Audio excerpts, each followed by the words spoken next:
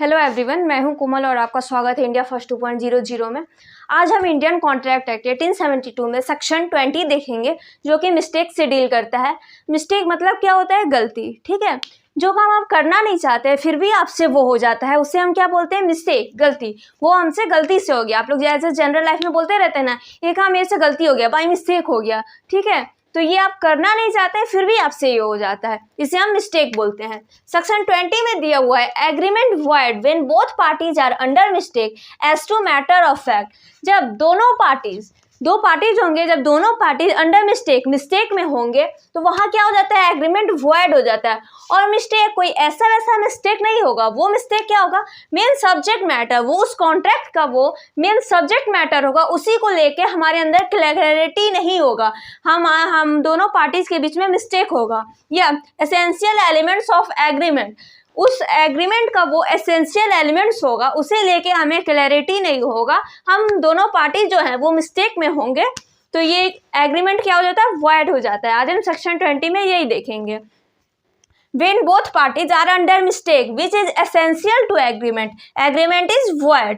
जब दोनों पार्टीज क्या होता है? मिस्टेक में होते हैं, अंडर मिस्टेक में होंगे, उनके पास क्लैरिटी नहीं होगा किस चीज को लेके? जो उस एग्रीमेंट का एसेंशियल एलिमेंट्स है उसे लेके, तो वो एग्रीमेंट वॉइड हो जाता है। जैसे हम देखते हैं, एक ए पर्सन एक बी पर्सन है। ठीक है, ए सेल करना चाहता है अपना हॉर्स बी को, बी बाई करना चाहता है, खरीदना चाहता है ए से।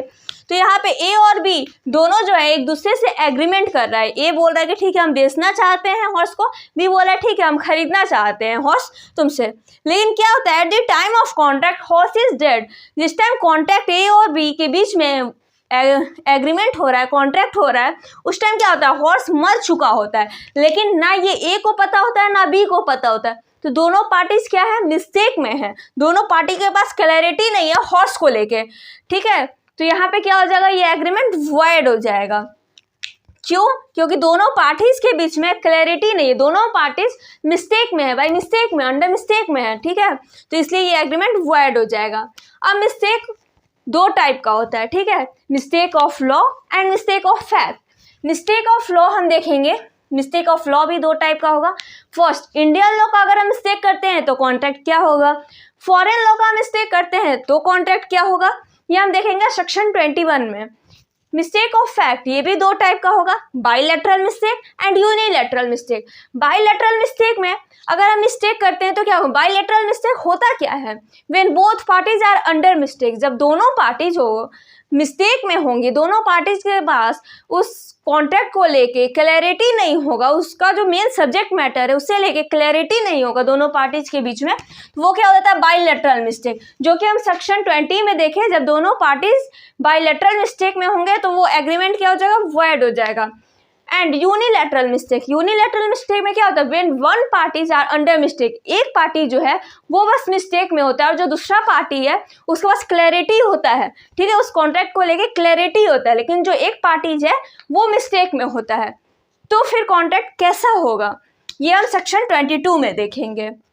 तो आज के सेशन में हम मिस्टेक देखें, मिस्टेक ऑफ फैक्ट, जो कि सेक्शन 20 में दिया है। मिस्टेक ऑफ फैक्ट, अगर हम मिस्टेक ऑफ फैक्ट करते हैं तो कॉन्ट्रैक्ट कैसा होगा?